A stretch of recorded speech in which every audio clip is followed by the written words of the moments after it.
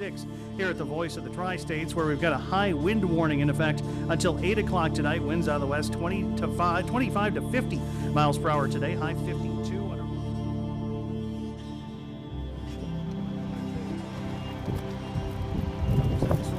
Following all morning so far has been the fire at Loras College's Visitation Hall.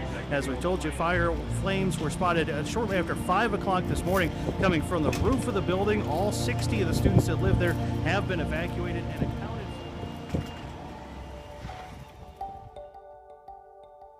for. I was just showing up to work.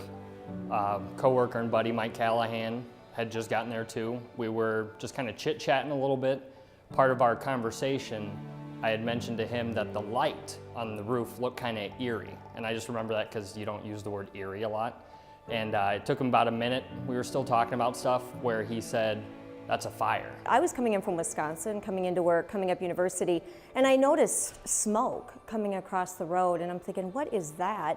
I then could smell it. I went through it, and my co-host Mike Callaghan was out there, and he pointed to the fire, and I said, "Is there people in there?" And he goes, "Yes, Josh is over there." A lot of it's a blur from that morning, but Josh and Lisa were, running around, and they both got into the building. I came a little bit later, and I was going around the front of the building and just banging on windows. I eventually got in, went to the top floor, pulled the fire alarms, was banging on doors. Debris was already coming off the cupola, and I remember looking in one of the back doors, and this young student looked at me, and I just hysterically started waving my hands, "Get out, get out." It just looked like a small fire when we were starting in, trying to alert people, but afterwards, when you started getting away from the building, that wind was just whipping it, and it was spreading rapidly. I remember I was counting. The whole time I was counting. I don't know what the magic number is that you're allowed to stay in a burning building, but I remember counting, 35, 36, while I'm running through the floors thinking, you don't want to be in here that long. I remember thinking, we got to make sure everyone got out. And we got everyone out of the building and got them over here to Radio Dubuque and took care of them after that. Michael Kay using all of his hot chocolate to warm these kids up. Jesse Gavin, our news director, checking on him. Johnny Rhodes on the Rock checking on him. We all just kind of came together. We had our salespeople, office people calling in saying, "What can we do? What do you need? Do we need food?"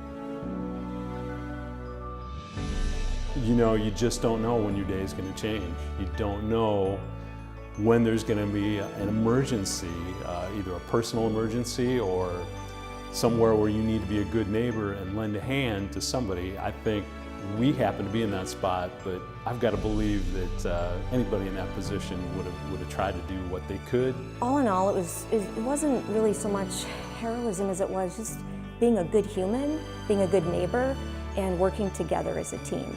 The heroes are the people that are heroes every day, like the fire department that came into the fire. They got there in just a matter of minutes after that call was made, so it's amazing how quickly they got here. But when you look across the street now and you see nothing where the Visitation Hall used to be, and you just reflect on, wow, that could have really been something that would have truly been one of the biggest disasters in Dubuque history.